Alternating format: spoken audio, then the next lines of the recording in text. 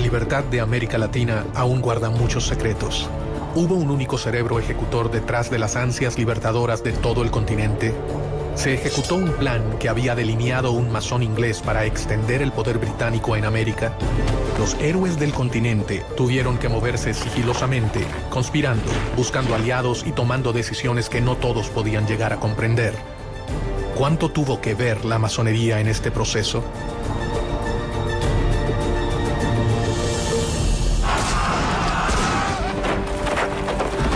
Los máximos libertadores de América, Simón Bolívar y José de San Martín, se reunieron una vez en su vida, a solas, a puertas cerradas en la ciudad de Guayaquil. Gran parte de la vida de los héroes transcurrió en un secreto absoluto. Sin embargo, nada es tan secreto como lo que ocurrió en aquella reunión. Se supone que discutieron los planes finales para la derrota de los españoles. ¿Cuál es la verdad sobre el rol de las sociedades secretas en la historia de la independencia de Latinoamérica? América no se hubiera independizado, sea la del norte, sea la central, sea la del sur, si la masonería no hubiera intervenido.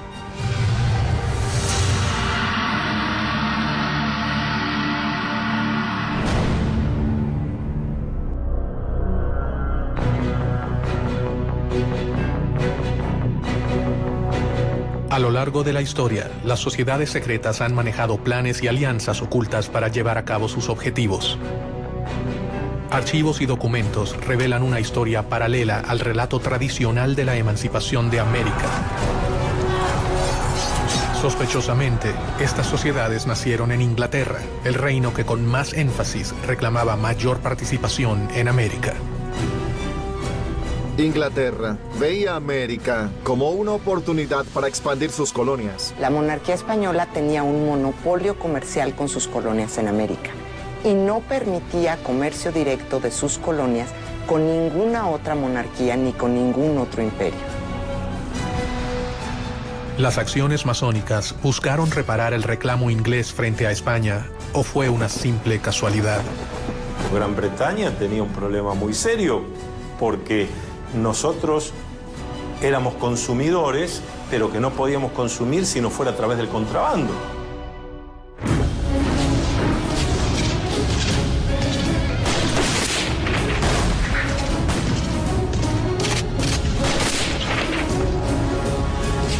Después de las guerras napoleónicas, después de Waterloo, la economía inglesa está en una depresión y una recesión terrible, con altos niveles de desempleo, mucha disatisfacción, demostraciones populares, etc.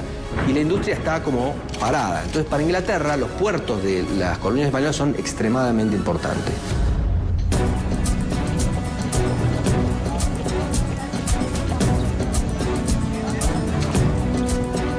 Inglaterra era el lugar ideal para que germinara un plan que podía cambiar el orden mundial para siempre.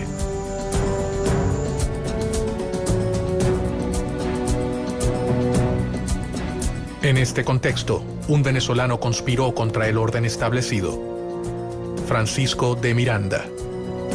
Miranda se va a convertir prácticamente en el americano más universal de su tiempo, en el criollo de mayor visión universal y de mayor preparación.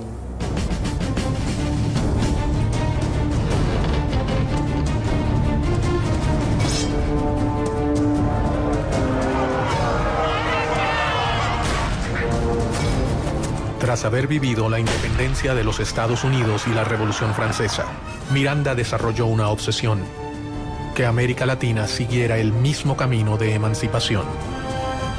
Él fue responsable de formar a los máximos líderes del continente, entre ellos a Simón Bolívar, José de San Martín y Bernardo de O'Higgins. Francisco de Miranda sabía que no se había embarcado en un plan sencillo, pero confió en el apoyo de sus hermanos masones. Él no fue el primero ni el único, pero sí un eslabón fundamental en una larga cadena de secretos y conspiraciones.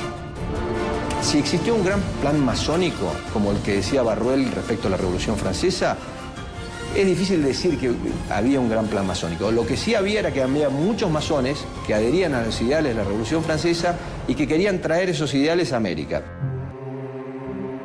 Los masones fueron temidos por el poder conservador, pero en secreto, gran parte de los máximos representantes de las monarquías pertenecieron a las sociedades. Desde ministros hasta reyes han abrazado en privado las ideas que rechazaban y condenaban en público. Porque acuérdense que en todo el feudalismo, el rey o el señor feudal estaba allí, se decía, por indicación divina. Y las distintas iglesias aceptaban eso. La masonería nació mucho tiempo antes de que la Revolución Americana comenzara a gestarse. Sus primeros objetivos fueron muy diferentes a los que terminaron adoptando a lo largo de su historia. Esta sociedad de constructores de obras sacras se convierten en una sociedad civil. Es al mismo tiempo un centro de reunión para personas instruidas, para personas con un cierto nivel educativo, con una cierta preparación. Y esa sociedad civil es la solución de lo que fue la crisis del pensamiento europeo. Es un espacio para el diálogo y para el cuestionamiento de elementos que hasta entonces habían sido pilares indiscutibles del orden político y social. Hacia fines del 1500, las sociedades masónicas eran una verdadera amenaza para los detentores del poder conservador. La iglesia, el ejército y las monarquías perseguían sin tregua a los librepensadores. Ellos representaban una gran preocupación para su poder. El valor más importante para defender que tiene un masón es la libertad. Entonces, todos aquellos regímenes dictatoriales, despóticos o dogmáticos han visto un peligro en la masonería.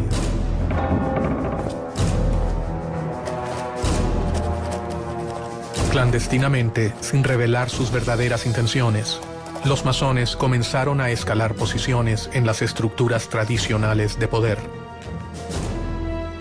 Los personajes políticos más importantes que se unen en la masonería lo hacen generando una especie de clientela política dentro de los masones y al mismo tiempo tratando de descubrir toda esta parte secreta, atractiva, interesante que proporciona la masonería.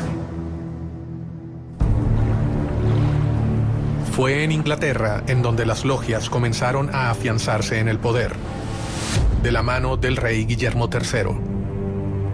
La masonería inglesa es una masonería simbólica, tiene solo 3 grados. Y los masones ingleses son hombres honorables, que no conspiran ni contra la religión ni contra el rey.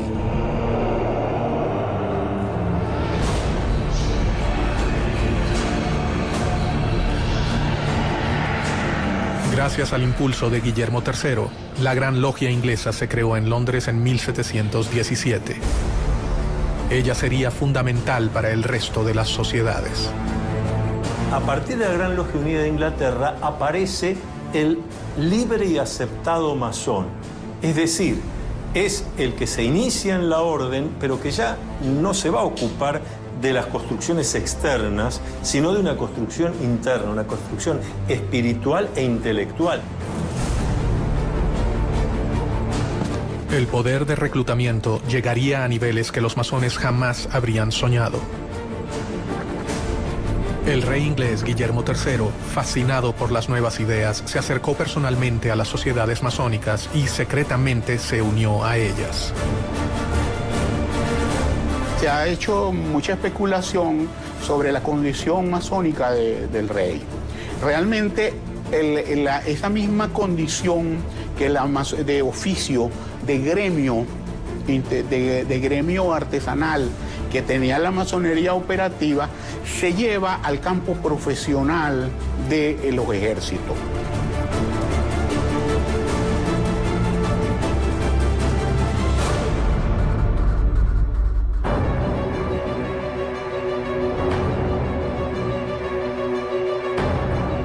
El accionar del rey inglés traería nuevos aires para la masonería europea.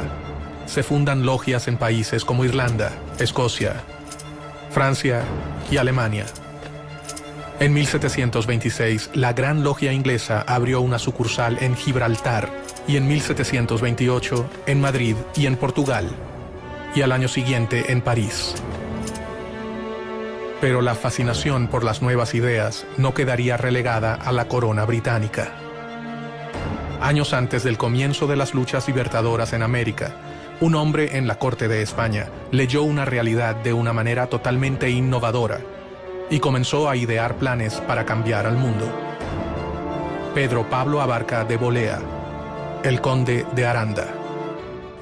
El conde de Aranda resultó ser un personaje muy importante en la historia de las colonias españolas en las Américas. Permitió el funcionamiento y la organización de tanto ideas de la Ilustración como reformas administrativas y propició en algunos sentidos la formación de algunas burguesías en el ámbito de España. Hay quienes creen que el conde de Aranda alcanzó los más altos grados de la masonería europea y que llegó a ser uno de los hombres más poderosos por debajo del rey de España. Su influencia sobre el trono y su compromiso con sus ideas podían cambiar al reino español para siempre.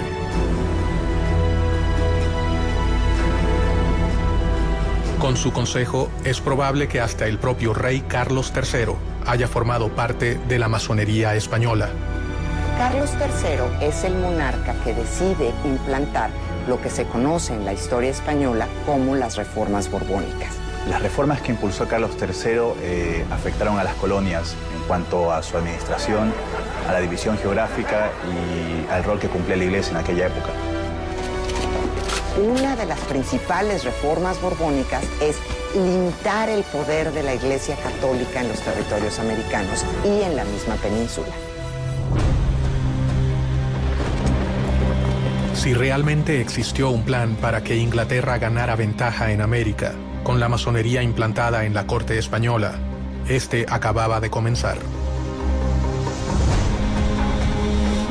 Un rey podía ser la pieza fundamental para acabar con el reino ibérico. Estaban a punto de sembrarse las semillas de un plan que podía acabar con el imperio español en América.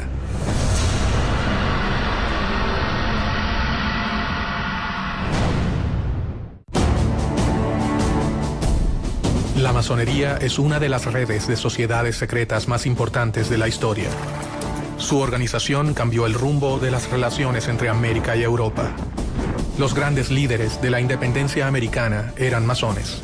Miranda, San Martín, Bolívar y O'Higgins fueron grandes maestros.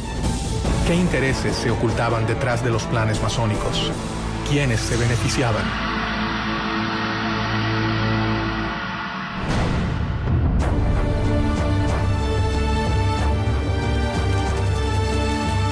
En las cortes europeas, para mediados del 1700, las ideas de libertad e igualdad habían ingresado gracias a los sigilosos planes de las sociedades secretas. Y sus miembros debían moverse con mucho cuidado para sobrevivir. Habían sido víctimas de crueles persecuciones en Europa. La masonería ha sido objeto de persecuciones extraordinarias. Y sin duda alguna, la forma logial de organizarse se presta para que este tipo de institución haya sido vista con recelo. Dentro del trono, el hombre de mayor confianza del rey Carlos III era masón. El conde de Aranda había logrado que sus ideas influenciaran a la corona, pero si era descubierto, perdería, además de sus cargos, su vida.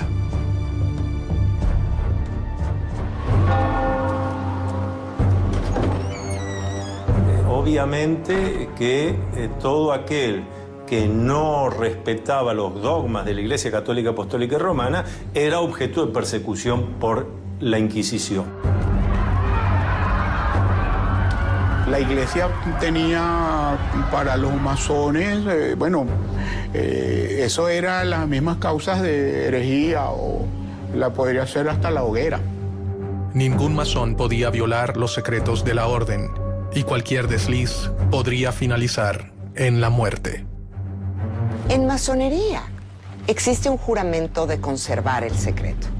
Y aquel que viola ese secreto, en el ritual de iniciación y en el ritual del juramento, se afirma que será castigado cortándole la lengua, tirando sus cenizas al mar, en fin, una serie de castigos muy violentos que son, desde luego, de orden simbólico.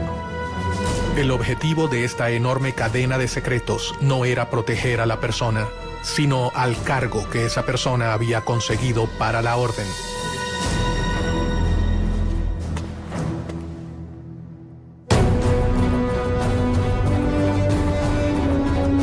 Bajo un gran secreto, el conde comenzó una lucha contra los poderes tradicionales.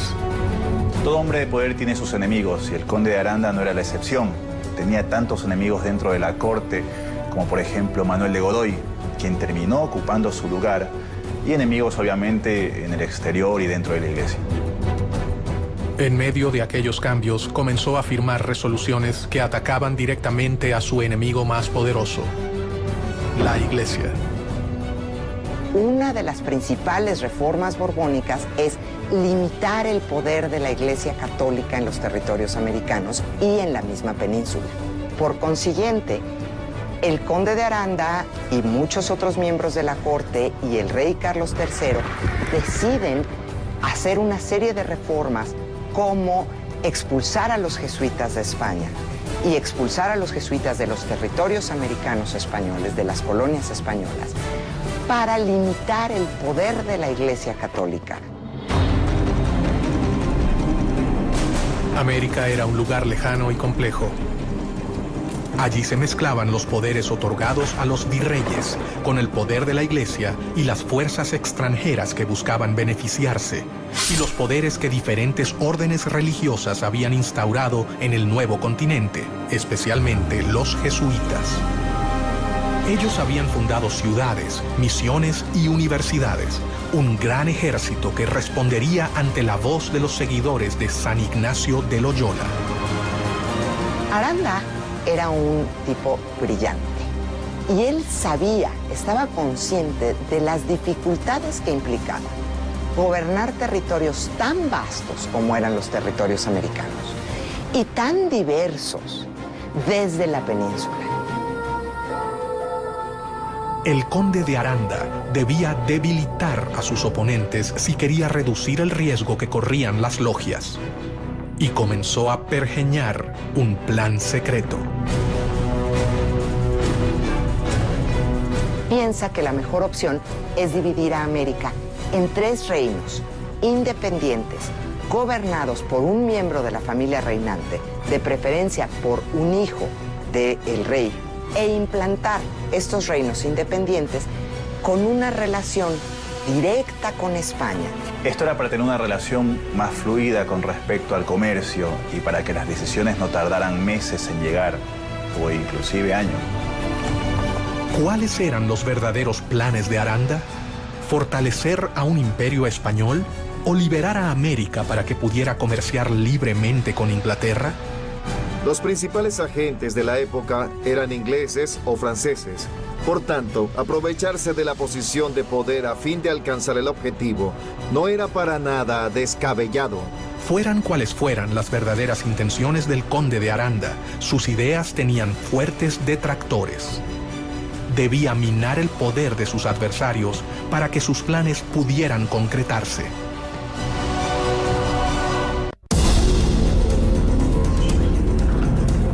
Los jesuitas habían creado una red de misiones y universidades en América que les confería un lugar privilegiado dentro del Nuevo Mundo. Los jesuitas, la Orden, la Compañía de Jesús, ha formado históricamente una organización dentro de la Iglesia Católica que se ha distinguido por algunos principios. Es una orden religiosa con una especie de estructura jerárquica militar. La Compañía de Jesús se había arraigado con fuerza en las colonias españolas en América. Habían logrado organizar a los pueblos originarios y gozaba de respeto y apoyo. Ellos tendrían capacidad de reacción frente a cualquier intento de cambio. Ahí hay varias contraposiciones, ¿no? Porque tanto el Marqués de Pombal, primero en Portugal y luego Aranda en España, van a impulsar procesos de modernización dentro de las coronas que replanteaban los mecanismos de conquistas que tenían en América Latina. El conde de Aranda consideraba que los jesuitas jamás habrían aceptado sus propuestas sin pelear. Enfrentarse a su poderosa organización habría sido fatal, así que ideó un plan para lograr sus objetivos. Y esta fue una de las causas para que los criollos empezaran a sentirse violentados por la corona española, pues sintieron que no se respetaba el papel de una institución que para ellos había sido siempre tan importante como era la Compañía de Jesús.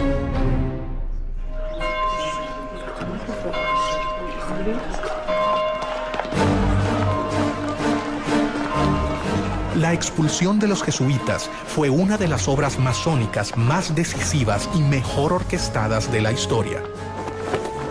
Un hecho que terminaría colaborando directamente con la independencia de las colonias americanas. ¿Cómo hacen para la expulsión de los jesuitas? Fue un plan coordinado de una manera extraordinaria. Ellos mandaron a todos los lugares donde había una congregación jesuita y asignaron la fecha para abrir los sobres. El conde de Aranda, gestor de esta acción, asestaba así un certero golpe al corazón de la iglesia. El plan que comenzaba a delinearse acabaría con el poderío del reino español.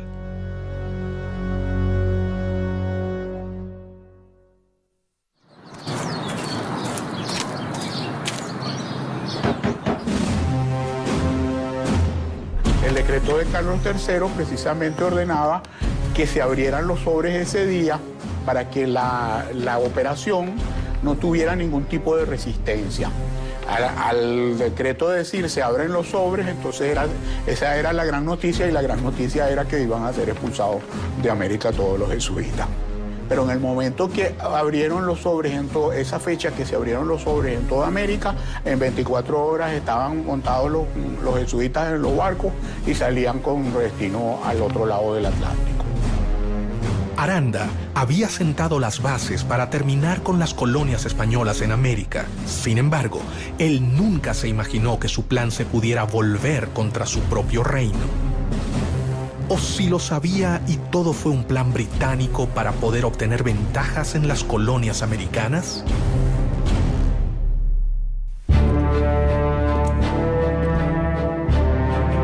Pero no solo desde España se ideaban planes para las colonias.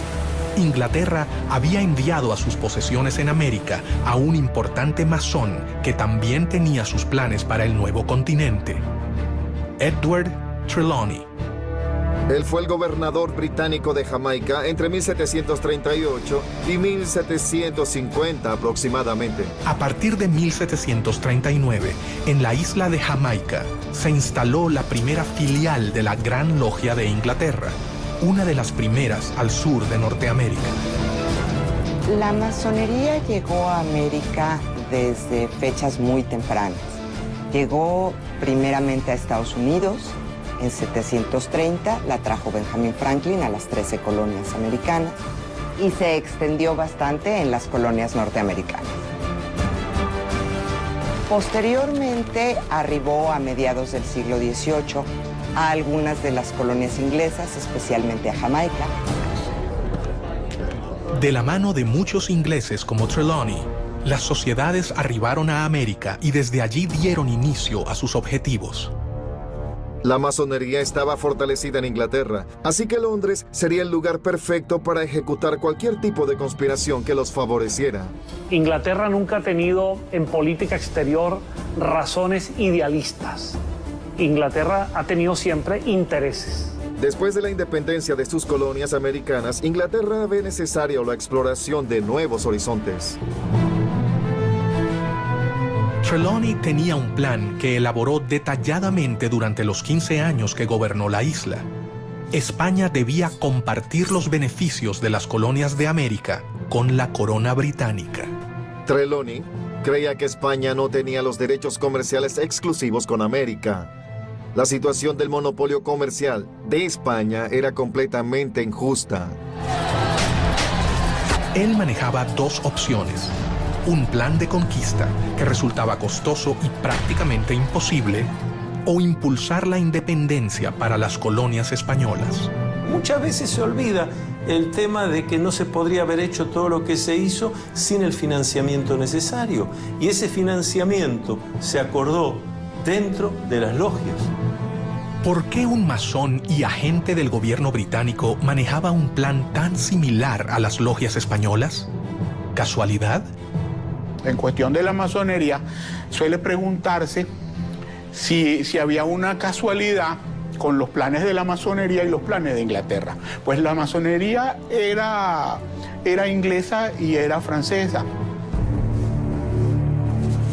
Mientras Aranda buscaba dividir las colonias para beneficiar a España, Trelawney pensaba que dividiéndolas se beneficiaría a Inglaterra.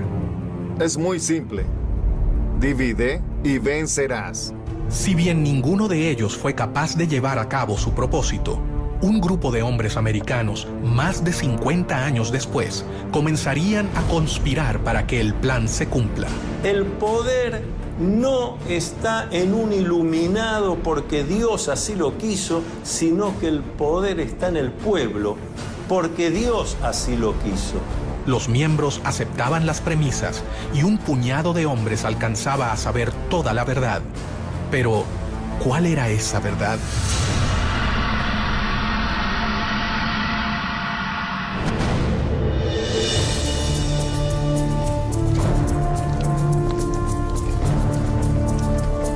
Los librepensadores llevaban a cabo una batalla interminable y desigual con la Iglesia. Si bien ésta había llegado al continente para evangelizarlo, ciertamente no tenía el mismo poder represivo que en los países de origen. El despotismo ilustrado tenía un plan para elaborar su crecimiento comercial, su incorporación a lo que era la evolución hacia el capitalismo, y la Iglesia tenía sus planes a largo plazo. En paralelo a la llegada de las logias al continente, los jóvenes americanos viajaban de América a Europa con el fin de transformarse en los administradores de las colonias españolas en el Nuevo Mundo. Francisco de Miranda fue el primero en llegar. Unos años más tarde viajarían Bernardo de O'Higgins, José de San Martín, Simón Bolívar, Andrés Bello López, entre otros. Otra vez, el lugar de reunión de todos ellos sería Londres. ¿La corona británica estaba interesada en promover a los jóvenes americanos? Muchos de los jóvenes americanos se van a estudiar a Europa. Muchos de ellos también están buscando una educación más cercana a la Ilustración. Inglaterra siempre fue un lugar donde podían desarrollarse diferentes ideas. En Europa se encontraron con una realidad totalmente diferente a la que esperaban hallar. Están buscando una educación más cuestionadora, menos vinculada con la Iglesia, menos vinculada con el conocimiento tradicional. Y es en Inglaterra en donde hay un foco cultural, social, político, donde se está gestando el seno de este pensamiento ilustrado. Los jóvenes que partieron con el fin de realizar estudios formales terminaron convirtiéndose en los héroes de la independencia o en las manos operativas de un plan que había comenzado a forjarse antes de sus propios nacimientos. Casi se podría decir que Inglaterra funcionó con esta fórmula. Inglaterra le brindaba apoyo a Miranda. Francisco de Miranda, el americano más universal, se convertiría en una pieza clave de los planes independentistas. Miranda es un personaje muy interesante, porque es un personaje que tiene una carrera increíble antes de llegar a América, antes de llegar a tratar de impulsar la independencia de América. Es general del ejército francés, pelea en la Revolución Francesa, pasa por la corte de Catarina la Grande en San Petersburgo, vive en Londres y se conecta y está mano a mano con personajes importantísimos de la política inglesa. Miranda fue el padre de la independencia del continente, uno de sus ideólogos, protagonista de sus batallas y personaje fundamental en el diseño de una estrategia para llevarla a cabo. Miranda es un gran conspirador. Miranda es el gran arquitecto de la revolución, el gran arquitecto del proceso independentista. Miranda viajó hacia España en 1771, donde su vida cambiaría para siempre, y con ella el futuro de todo un continente. Sus contactos con la masonería le permite vincularse a Inglaterra para después convencer y sumarse con ciertas masones que estaban convencidos de que era necesario un proceso de emancipación para propiciar el libre comercio contra España. Ya en Europa, el joven Miranda comenzó su carrera militar para obtener el cargo de capitán en el ejército. Lo que hay que decir de Francisco de Miranda es que es un esclarecido. Es una persona con una mente brillante que comprende la importancia del lugar y del momento para empezar a desarrollar ese germen de libertad que es darle a América hispanoparlante la libertad de España. Paralelamente, se deslumbró con las nuevas ideas que se estaban gestando en el viejo continente. Miranda fue un político, un militar, un diplomático, un escritor, pero ante todo fue un gran humanista. Comenzó a armar su propia biblioteca, adquiriendo las obras de los pensadores más importantes de la época, lo que más tarde le traería innumerables problemas. Miranda, allí en España, se había interesado en la lectura de obras prohibidas, tipo político, filosófico, obras de los enciclopedistas, de los ilustrados, y la Inquisición estaba muy pendiente de las personas como él que leían estas obras.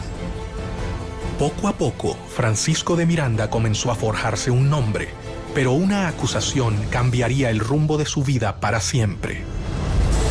La Inquisición estaba dateada, vamos a decirlo así, o le pasaban información de parte de los rivales militares que tenía Miranda. Se le acusaba de tener libros prohibidos y por eso tuvo que prácticamente venirse con Cajigal. Cajigal hace una jugada que le permite a Miranda escapar de la Inquisición.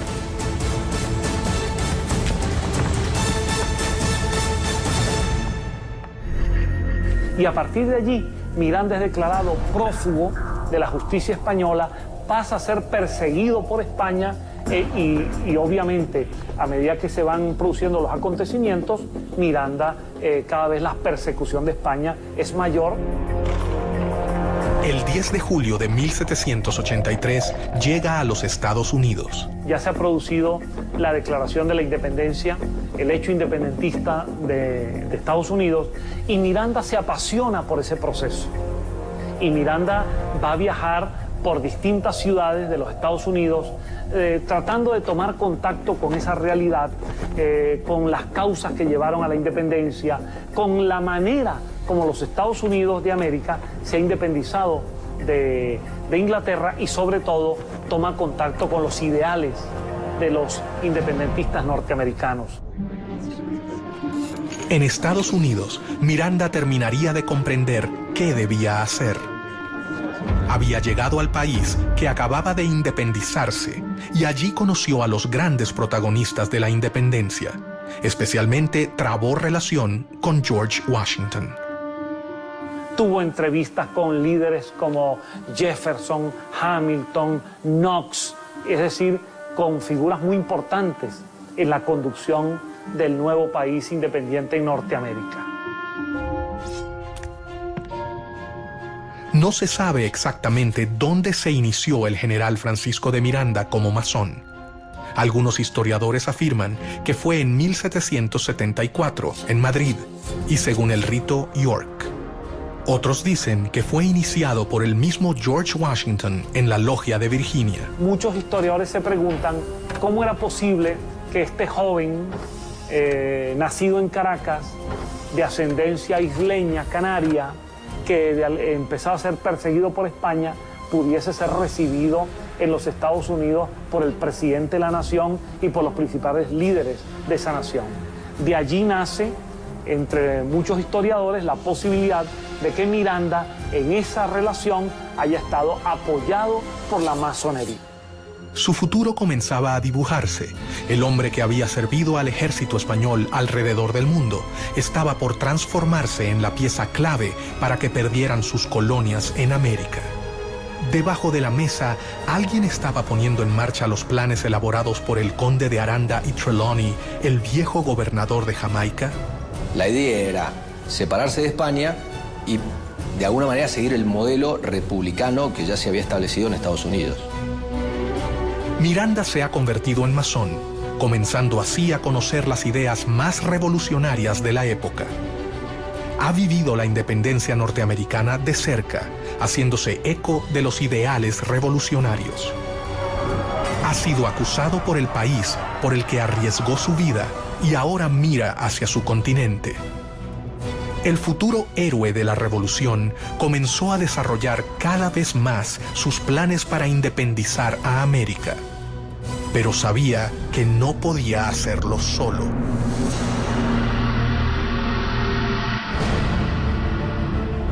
En su afán por independizar a América Latina de España, en diciembre de 1784, Miranda partió de Boston a Londres y de allí viajó por varios países de Europa.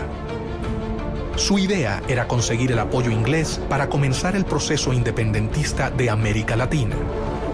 En Londres, Miranda hallaría la tierra fértil que necesitaba para cumplir con su objetivo.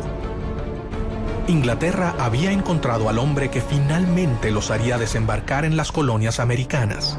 Miranda sí utilizó a Inglaterra, en el sentido de que Londres le sirvió de base de operaciones durante muchos años, en el sentido de que Pitt le dio algunos respaldos económicos indirectos, en el sentido de que hubo figuras del gobierno inglés que le apoyaron. Miranda decidió recorrer diferentes países europeos en búsqueda de apoyo para su plan. Y allí también, en las distintas logias europeas que Miranda visitó y en algunas de las cuales tuvo que estar bastante tiempo para convencer, para contestar preguntas, para ver cómo se podía hacer, para trabajar sobre mapas, etc. Allí también fue descubriendo quiénes eran los hermanos que tenía sentido que vinieran a América para ayudar, cuáles convenía que se quedaran allá y cuáles no se podía contar. En 1792 se encontraba en París, donde estaba en pleno desarrollo la Revolución Francesa. Sin dudarlo, Miranda decidió ponerse al servicio del gobierno revolucionario. Por segunda vez en su vida, se encontraba en contacto con ideales revolucionarios llevados a cabo por logias masónicas. Es que América dependía totalmente de lo que sucedía en Europa. América no tenía entidad política propia. América, para entender lo que pasaba en América, había que entender lo que pasaba en Europa. Y hasta 1815 Europa tiene una figura central que es Napoleón. Entonces, volviendo a la masonería, hay dos países donde la masonería tiene una importantísima influencia: Estados Unidos y Francia.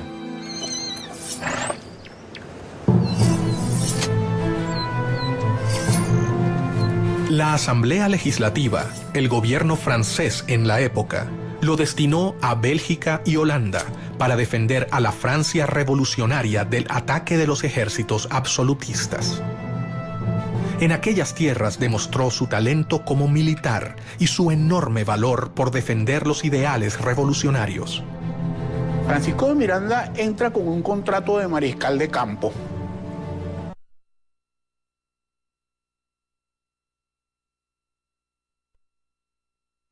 Parte activa en este proceso.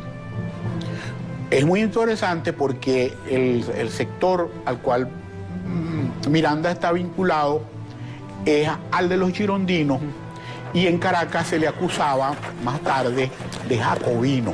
Gracias a su aporte en Francia, Miranda se convirtió en el único latinoamericano cuyo nombre figura en el Arco del Triunfo.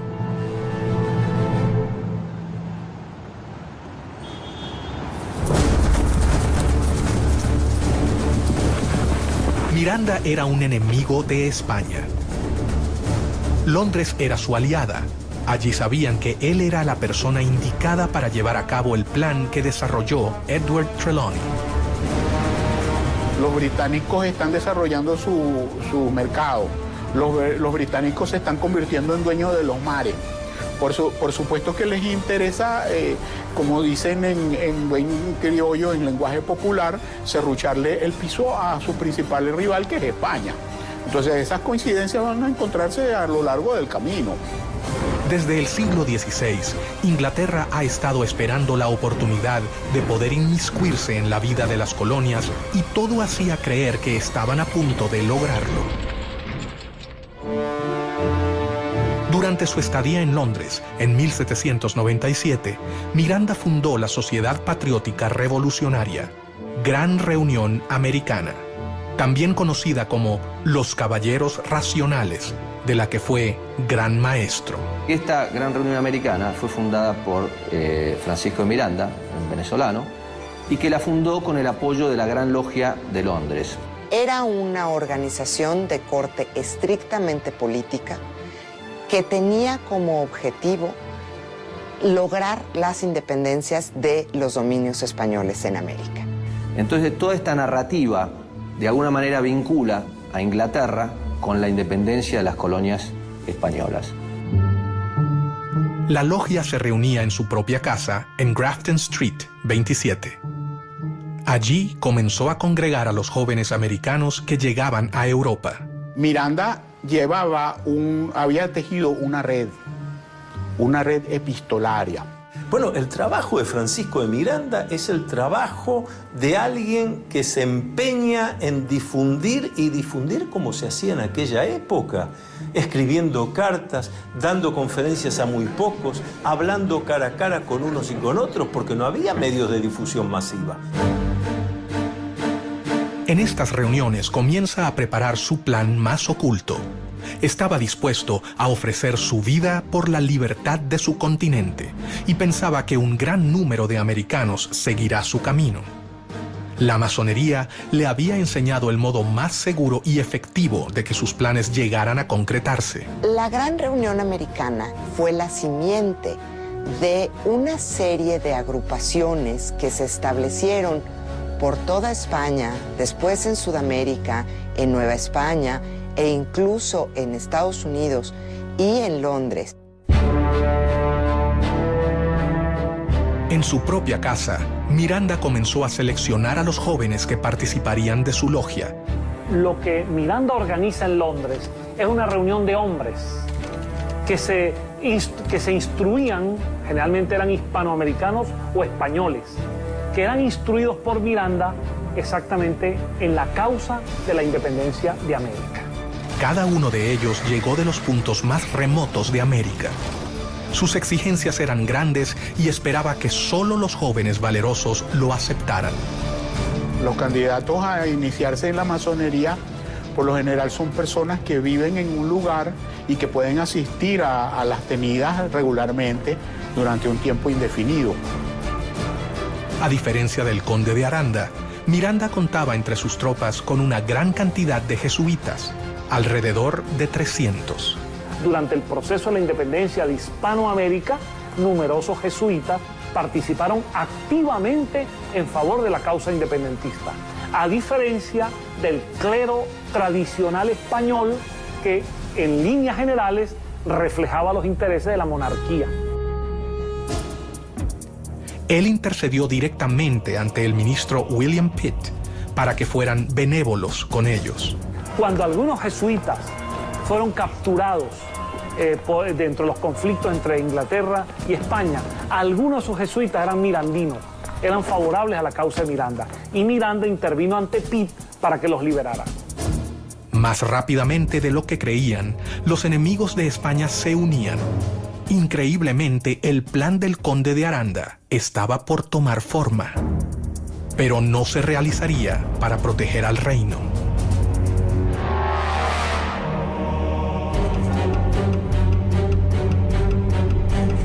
Francisco de Miranda sabía que la elección de los postulantes sería determinante para sus planes. Ellos tenían que ser líderes, comprometidos, fuertes y por sobre todo tenían que abrazar su causa y la masonería. No podía exponerse a que sus planes quedaran expuestos. Miranda había redactado un juramento, tal cual se hace en las logias masónicas, un juramento al estilo de Miranda. porque era un juramento para que aquel hombre se comprometiera a trabajar incansablemente por la independencia de América.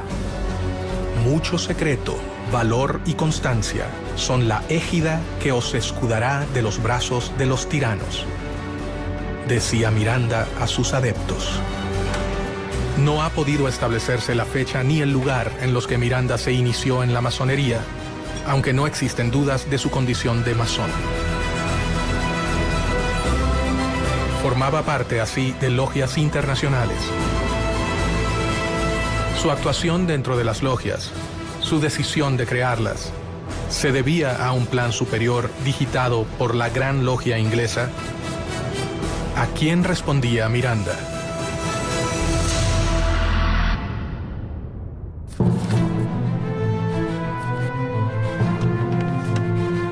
Casualidad o no, el plan elaborado por Miranda y las logias parecía responder palmo a palmo al plan creado cerca de medio siglo antes por otro masón, perteneciente a la Gran Logia de Inglaterra, el gobernador de Jamaica, Edward Trelawney. Si bien se parecen en cuanto al rol del comercio en América y en cuanto a quién sería el más beneficiado, divergen con respecto a su finalidad. A diferencia de Trelawney y del conde de Aranda, Miranda puso en práctica lo que otros solo habían pensado. Es una época en la que se está dando una transición de un mundo constituido por instituciones, de una sociedad corporativa a una sociedad más individual. Para organizar sus filas, Miranda decidió no incluir hombres mayores de 40 años. El venezolano confiaba en que los jóvenes serían quienes lo ayudarían a culminar su plan. La inteligencia de Miranda lo llevó a comprender que para ciertas cosas necesitaba contar con lo que nosotros llamamos los ancianos sabios. Contactos políticos, diplomáticos, financieros. Pero para la ejecución concreta de la obra, lo que llamamos en masonería los grupos de masonería operativos, donde hay que ir a hacer cosas concretas, había que entusiasmar a la juventud.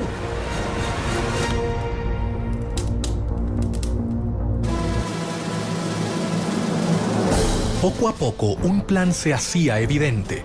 Los intentos de Inglaterra por invadir las colonias americanas fallaban. Solo quedaba la oportunidad de la conspiración a través de las logias conformadas por los mismos americanos.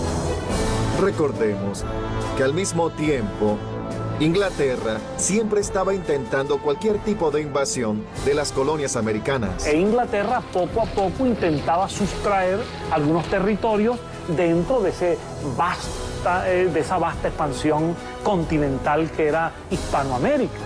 Era como una obsesión de adueñarse de nuevas tierras. Las diferentes logias mirandistas que se habían creado en Europa comenzaron a trabajar en pos de la emancipación de América. La logia más decisiva en la liberación del continente fue la logia Lautaro. Las logias Lautaro empiezan con una logia madre establecida en Sudamérica. Se considera, pero no hay certeza, que quien establece esta logia madre fue José de San Martín. Se nos ha preguntado muchas veces sobre si esas logias funcionaban igual que cualquier otra logia masónica. Sí en cuanto a los rituales, sí en cuanto a que tenían palabras, toques, secretos para identificarse, pero exclusivamente dedicadas al análisis de cómo se iba a conseguir la independencia de la corona española. Bernardo de O'Higgins y José de San Martín, sin dudas, fueron los dos hombres fundamentales para el funcionamiento de la logia. Para afiliarse a Lautaro, había que ser americano y jurar luchar por la independencia. Su lema era unión, fuerza y virtud, y en las comunicaciones usaban el símbolo masónico OO. Y sigue la misma estructura de los caballeros racionales, copiando la estructura masónica, con miembros que eran masones, como Carlos Alvear, y que establecen una logia principal que se convierte en la Gran Logia, Miranda se había asegurado de reclutar a los jóvenes americanos más prominentes que se encontraban en Europa. El sistema masónico aseguraba protección, anonimato y sobre todo la posibilidad de complotar en las sombras contra el poder establecido.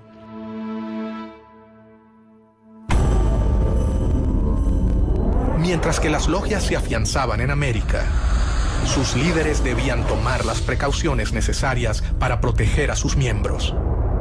La clave de la supervivencia se encontraba en sus intrincadas estructuras, su complejo modo de ingreso y su compromiso de silencio. Las logias que operaban aquí practicaban rituales masónicos que tenían que ver más que nada con el sistema de grados. Según el grado que cada hermano tenía dentro de la logia, era el conocimiento de la parte del plan que tenía. El ascenso del grado tiene que ver con la lealtad que hayas demostrado a la causa de la independencia o a la causa de los gobiernos independientes. Las logias Lautaro tienen solamente 5 grados y el último grado está destinado para los líderes militares, que son aquellos que van a controlar, que son aquellos que van a llevar el mando de las armas en las independencias y después, mediante las armas, van a sostener los gobiernos independientes recién establecidos. Ninguno tenía todo el plan, de manera tal que si alguno de los hermanos hubiera caído en manos del enemigo y bajo tortura se hubiera visto obligado a revelar algún secreto, el secreto que revelaba era apenas un trocito de la totalidad.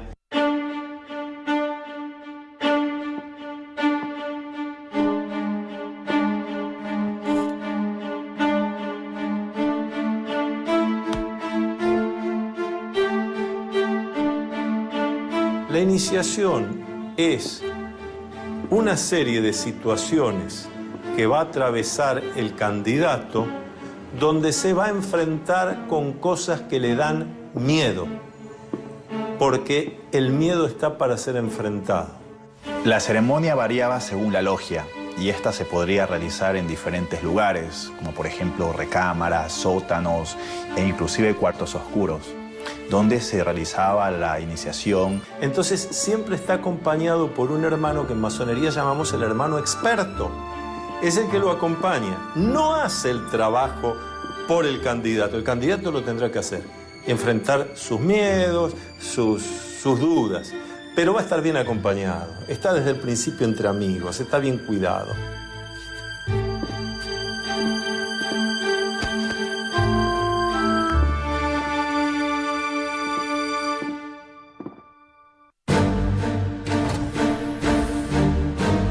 Uno de los primeros en unirse a la logia fue Bernardo de O'Higgins.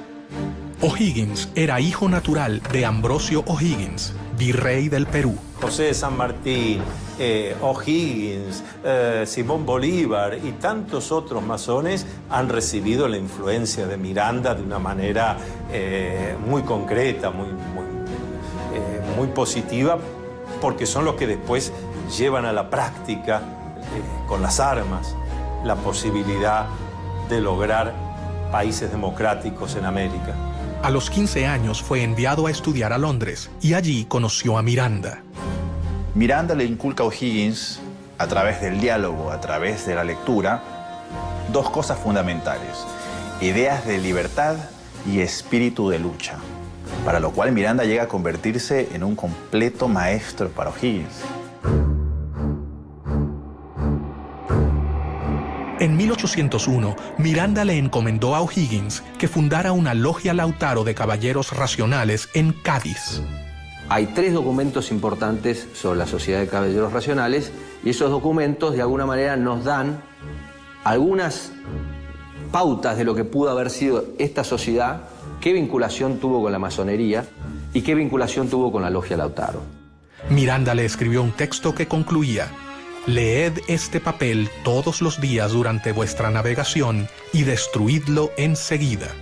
No olvidéis ni la Inquisición, ni sus espías, ni sus sótanos, ni sus suplicios». En logias como las lautarinas, los secretos eran más imprescindibles, porque ahí había una guerra.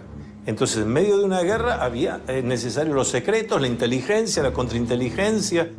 La logia comenzaba a convocar a los jóvenes más prometedores del continente, quienes estaban unidos entre sí por un lazo mucho más grande que el de la voluntad política. Ellos compartían todo un sistema secreto de fraternidad y solidaridad que habían comenzado a completar con un solo objetivo: terminar el dominio español en el continente.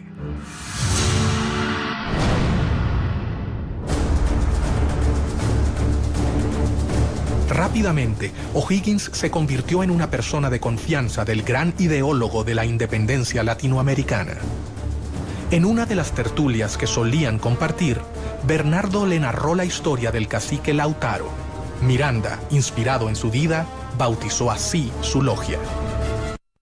Lautaro, en homenaje a un cacique de un pueblo originario de nombre Lautaro, que había combatido y había muerto peleando contra el ejército español del rey.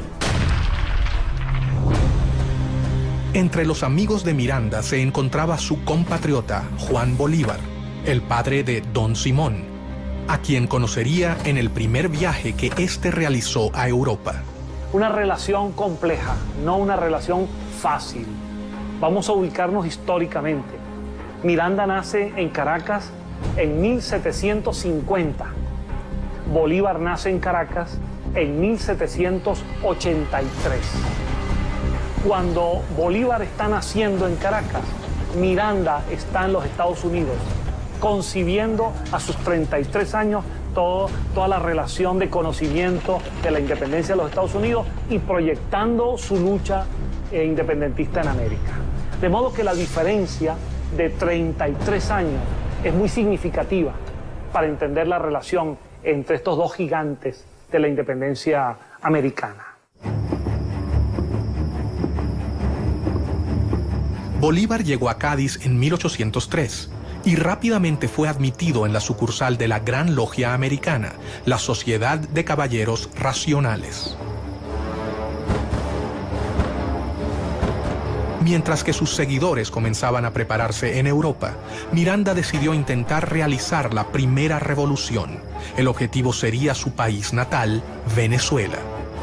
Se habla de un intento fallido, una intentona de golpista incluso de Francisco de Miranda en Coro y en Ocumare.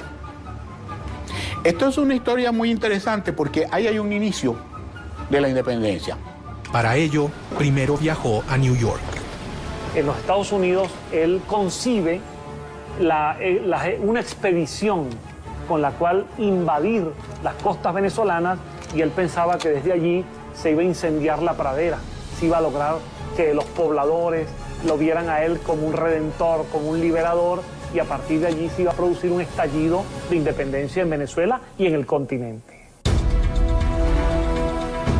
En febrero de 1806 partió rumbo a Venezuela con 3 barcos, uno de ellos llamado Leandro, por su hijo. La guerra había comenzado. Esos 3 barcos que él arma, antes que él termine de armarlo, ya la comunicación de Estados Unidos a España y de España a las colonias había llegado. Pero la primera expedición se frustraría antes de su inicio. Primero, desembarca en Ocumare de la Costa, 1806, y es repelido, es descubierto por los españoles, y las embarcaciones en que él venía son cañoneadas. Pero ¿qué pasa con Miranda en el 58 Braston Way? Él regresa con su esposa, la madre de Leandro, Miranda, que después fue presidente del Banco Inglés en Venezuela años más tarde. Si eso le dice algo, bueno, yo lo dejo allí con esa interrogante. Y él logra huir en el Leander, logra huir y refugiarse en las Antillas, pero las otras 2 embarcaciones terminan siendo apresadas por los españoles e incluso son ahorcados la mayor parte de los que venían como tripulantes y como guerreros en esas embarcaciones. Pero el hecho es que él sigue pensando en que el momento de la independencia de América ha de cuajar en algún momento. Y va a comenzar el periodo londinense en que Miranda concibe la lucha por la independencia desde Londres de otra manera. Lo primero que hace es fundar un periódico, El Colombiano. De modo que Miranda, además de un gran memorialista, Miranda se convierte en un pionero del periodismo también.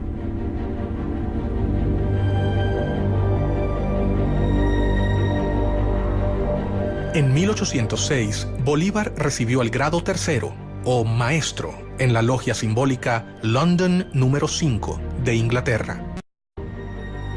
En 1810, en Londres, Miranda le confirió el supremo grado de iniciación en la Gran Logia Americana y juntos fundaron la Logia Protectora de las Virtudes número 1 en el oriente de Barcelona, Venezuela.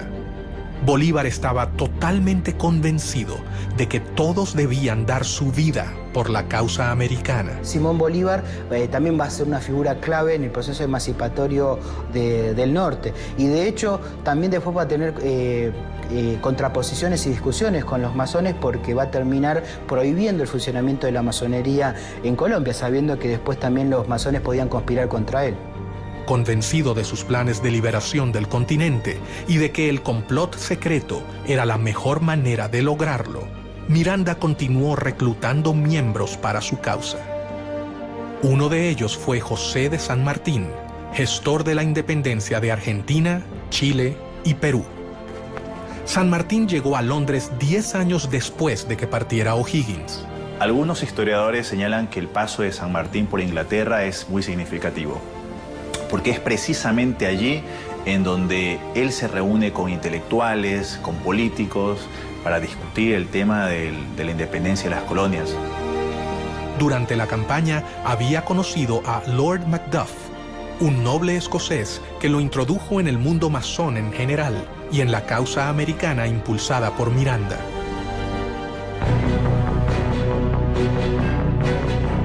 Fue allí donde San Martín hizo contacto por primera vez con círculos de liberales y revolucionarios que simpatizaban con la lucha por la independencia americana. Si San Martín fue un agente inglés, es una gran pregunta. A los pocos que han sostenido que es así, han sufrido la ira del dogma sanmartiniano. ¿Cómo poder decir semejante cosa?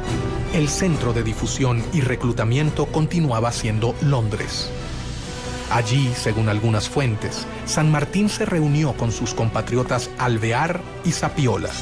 ¿Por qué razón San Martín se incorpora a esta logia? Es otro de los grandes misterios.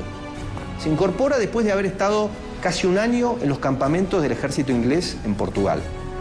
¿Cuánto sabía el reino inglés de lo que sucedía dentro de su territorio? La realidad es que tenemos que entender qué es lo que significa la palabra agente.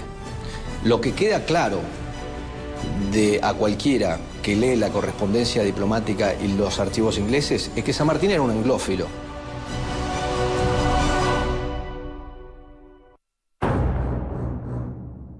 Miranda sabía que había logrado dar el primer paso. Las logias en Europa se fortalecieron y sus miembros estaban totalmente convencidos de la necesidad de la independencia.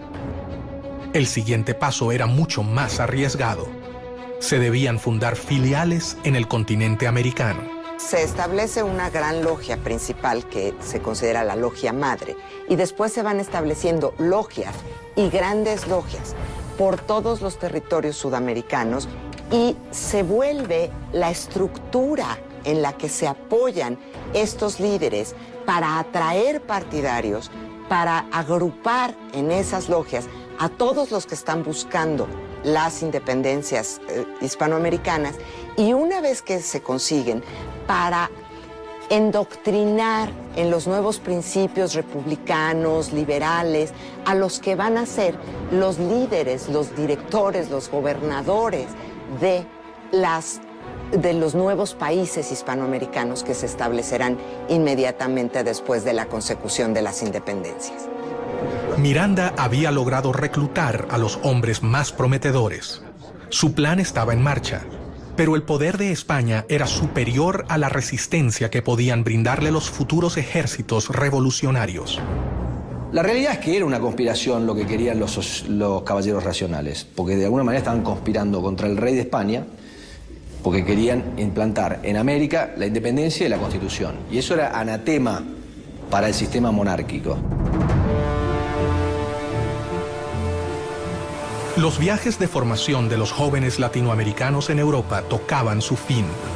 Tras haber concluido sus estudios militares y haberse formado en las ideas del humanismo, los futuros administradores de las colonias volvían a sus hogares, pero no regresaban con la idea de mantener la administración colonial.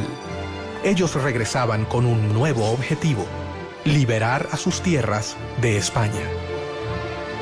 Miranda lo había logrado. Una compleja red de sociedades se había formado a lo largo de todo el continente. La independencia latinoamericana estaba en camino.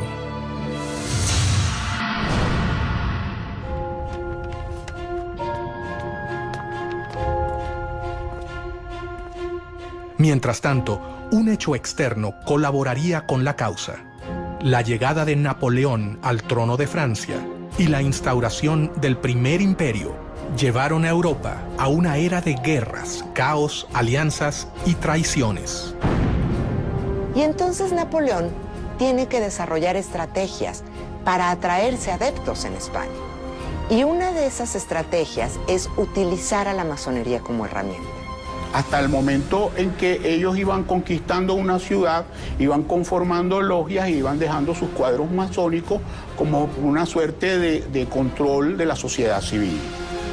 Las fuerzas napoleónicas contaron con una serie de victorias iniciales que llevaron a la abdicación del rey español en Bayona, Carlos IV, quien se vio obligado a renunciar en favor de su hijo Fernando VII. Napoleón crea su propia masonería, que es conocida como masonería bonapartista. Incluye ahí a todos los que son denominados afrancesados, que son los españoles que aceptan el gobierno bonapartista y que reconocen a Napoleón y a José Bonaparte. Pero al poco tiempo, Napoleón decidió reemplazar a los reyes borbones de su trono, por lo que hizo abdicar a Fernando VII en favor de José Bonaparte, el hermano del emperador francés. Napoleón se burlaba de los masones, decía que era un grupo de imbéciles que hacían ceremonias ridículas, pero la realidad es que todos sus hermanos eran masones. No solo eran masones, sino que José Bonaparte, su hermano mayor, que luego es rey de España, era el gran maestre del Gran Oriente de Francia, es decir, era el líder de la masonería francesa. Y Napoleón utiliza la masonería como herramienta política.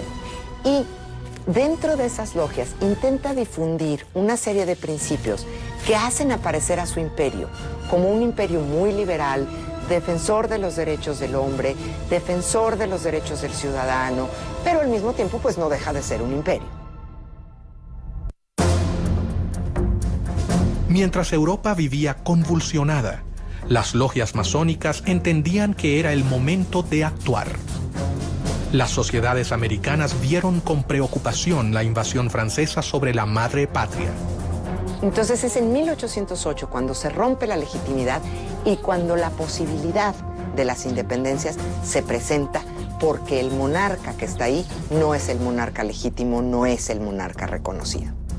Miranda instó a sus hombres. El momento había. Estaba Miranda en el medio. Miranda con su interés colocado en la independencia de Hispanoamérica.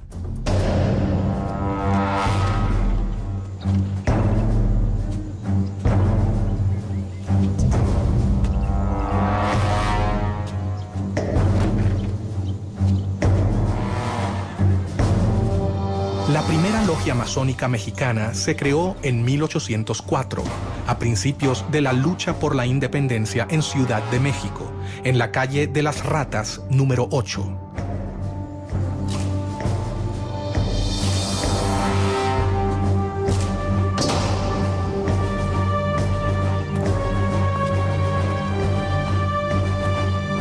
Una masonería muy poderosa, muy extendida, que produjo una enorme influencia en toda la política de México y del resto de América Central hasta la actualidad. Los masones mexicanos fueron los primeros en entrar en acción. En 1810, Querétaro era el principal centro de la conspiración para llevar a cabo la independencia política del país. Bajo el disfraz de saraos y reuniones literarias, los conspiradores se reunían en esa ciudad. A estas reuniones auspiciadas por la corregidora Josefa Ortiz de Domínguez concurrían distinguidos queretanos, así como los capitanes Ignacio Allende, Juan Aldama y los hermanos Epigmenio y Emeterio González. También asistía a ellas secretamente el cura de la parroquia de Dolores, Miguel Hidalgo y Costilla. Cuando ya se había fijado la fecha para el levantamiento, varias denuncias pusieron sobre aviso a las autoridades españolas y éstas procedieron rápidamente a sofocar el movimiento, cayendo sobre las casas de los conspiradores para encarcelarlos. Sin embargo, no pudieron contra ellos y el 16 de septiembre fue declarada la Independencia Nacional de México.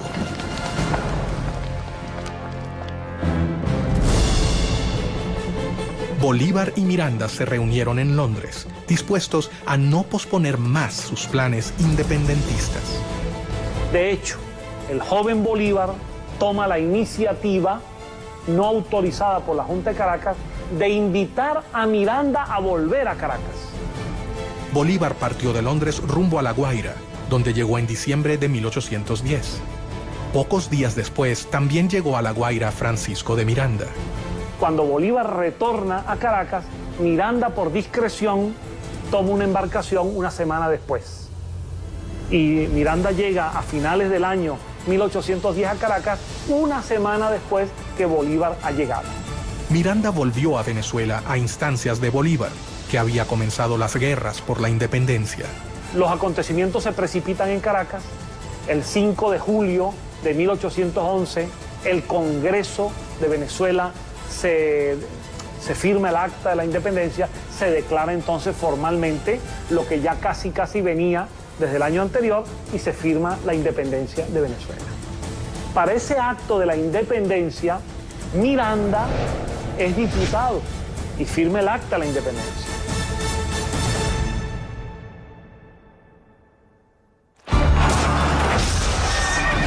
Miranda fue nombrado generalísimo del ejército venezolano, pero tras una serie de reveses militares, tuvo que capitular. Una de las causas que han forzado a Miranda a capitular es la pérdida de Puerto Cabello, que era la primera plaza militar de Venezuela. ¿Y quién estaba al frente de la plaza de Puerto Cabello? El coronel Simón Bolívar. Miranda y otros 400 patriotas a los que al capitular se les había prometido la posibilidad de exiliarse, fueron apresados. Fue tomado prisionero por un grupo de oficiales venezolanos, entre ellos Simón Bolívar. Y cuando ve a Bolívar, a Miguel Peña y a otros más que lo estaban deteniendo, Miranda exclama en una de las frases que más ha marcado el destino venezolano, una frase dramática hasta el día de hoy. Miranda dice: bochinche, bochinche. Este pueblo lo único que sabe hacer es bochinche. Y finalmente Bolívar es un agente histórico de aquellos que lamentablemente intervinieron para que Miranda fuese detenido. En mi opinión, un verdadero lunar en la historia de Simón Bolívar, la detención.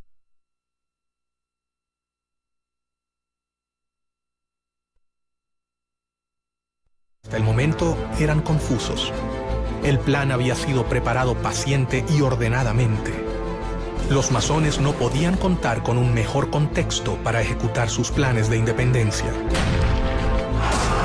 América era un reguero de pólvora que quedaba a 10.000 kilómetros de la metrópoli que la dominaba desde hacía casi 3 siglos. De hecho, las logias masónicas permitieron resguardar este funcionamiento para permitir organizar y libertar a América dentro de un gobierno que era opresivo. Los masones habían cambiado definitivamente los libros y sus reuniones por las armas. Era el momento de la acción.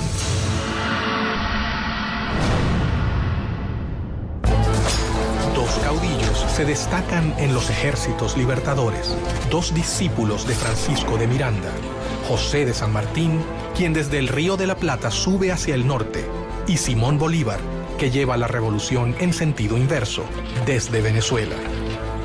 El ataque al poder podía triunfar si se hacía en simultáneo, como si fuera un plan orquestado. José de San Martín fue iniciado en una logia en Cádiz, España. Desarrolló toda su carrera masónica hasta llegar al grado de maestro masón, porque él había hecho un juramento. Como militar, él había jurado defender al rey de España y a lo que el rey de España dispusiera. Y ahí se ve la grandeza masónica de San Martín, que a pesar de en ese momento ser atacado por muchos de los que hasta ese momento habían sido sus compañeros, él decide ponerse por encima y hacer lo que había que hacer. El cónsul norteamericano en Buenos Aires, a principios de 1819, dice claramente, hasta ahora, el principal aliado de Inglaterra en esta parte del mundo es San Martín. De hecho, hay cartas del cónsul inglés en Buenos Aires, Robert Staples, en el año 1817, en donde se reúne con San Martín y San Martín le dice que San Martín le pide que Inglaterra le haga llegar a él en privado sus puntos de vista de cómo tiene que seguir el tema de la revolución. Pero Fernando VII logró regresar a su trono y cuando lo hizo, consciente del poder de las logias, instaló nuevamente el régimen absolutista. Persiguió el constitucionalismo, el liberalismo y la masonería, a los que reprimió con la policía y la Inquisición. Pero la batalla estaba prácticamente perdida. Primero cuando decían vamos a fernandear, en cierta medida lo que estaban diciendo es vamos a generar una monarquía constitucional, que en algunos casos era llegar a simplemente constituir un mecanismo de gobierno del pueblo, pero todavía respondiendo a un monarca o algunas organizaciones centrales. El proceso de independencia encontraba escollos. Las diferencias entre sus actores crecían. Todo parecía indicar que era más sencillo ponerse de acuerdo en liberar a América Latina de España que en sentar las bases de un nuevo tipo de sistema de gobierno.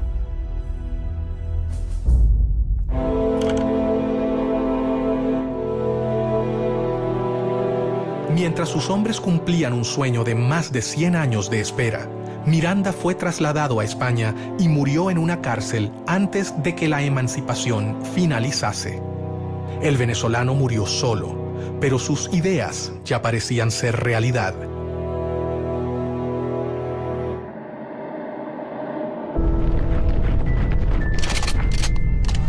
Los conflictos en Europa y España ocurrían tal y como lo había previsto Pedro Pablo, conde de Aranda, cuando sostuvo ante el rey Carlos III: jamás han podido conservarse por mucho tiempo posesiones tan vastas colocadas a tan gran distancia de la metrópoli.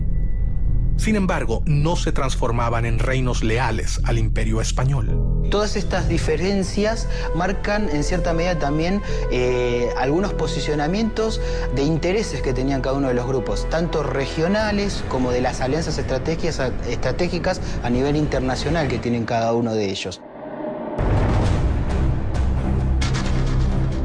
Los masones siguieron sus planes. Cientos de miles de hombres de todo el continente han abrazado su causa. Sin embargo, un hecho dejaría abierta para siempre una pregunta que jamás ha podido ser respondida. El 26 de julio de 1822, en medio de las batallas, los dos generales, Bolívar y San Martín, realizaron una reunión a solas en la ciudad de Guayaquil. Era evidente, era necesario que se reuniesen los dos grandes libertadores, Bolívar y San Martín, que hasta ese momento no se conocían personalmente. Este va a ser su primer y único encuentro en 1822. Ellos conversaron y esas palabras que nadie jamás supo cambiarán la historia del continente. ¿Qué ha pasado ahí? ¿Qué ocurrió? Se ha especulado mucho, pero no lo sabemos. Pero no lo sabemos precisamente porque como buenos masones conocían todos los secretos y algo los lleva a tomar esas decisiones. Bajo una de las versiones más popularizadas, por ejemplo, en la Argentina, la influencia inglesa fue bastante nefasta y de alguna manera impidió que San Martín terminara su tarea liberadora y que de alguna manera lo forzó a retirarse de América en su entrevista con Bolívar. Tras conversar a solas, los hombres se despidieron. Pero al salir, la realidad había cambiado. Bolívar finalizaría la gesta independentista. San Martín se retiraría a Europa. Yo no sé si San Martín era un agente inglés. Lo que sí sé es que San Martín era un hombre que tenía convicciones políticas muy conservadoras, que era conveniente para Inglaterra. ¿Tuvo algo que ver Inglaterra en esta reunión? El hecho es que los historiadores, algunos historiadores, han registrado que el propio saludo que se dan San Martín y Bolívar al conocerse en Guayaquil es un saludo típicamente masónico.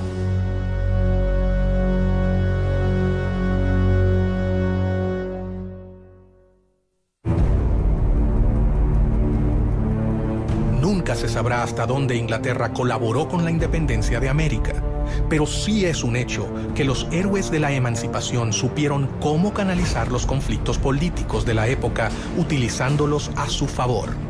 Napoleón decía que la historia no era más que una ficción acordada por la mayoría.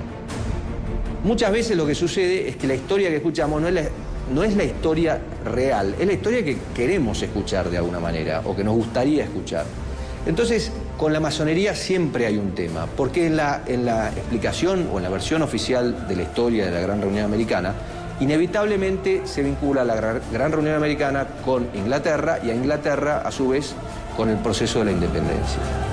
El plan de Trelawney, la recomendación del conde de Aranda y el sueño de Miranda lograba ser concretado por estos jóvenes que cumplieron con sus promesas hasta el final: liberar al continente americano. Yo te puedo decir que la independencia de toda América, América del Norte, América Central y América del Sur, es el resultado del trabajo de los masones en sus logias y de un plan masónico universal.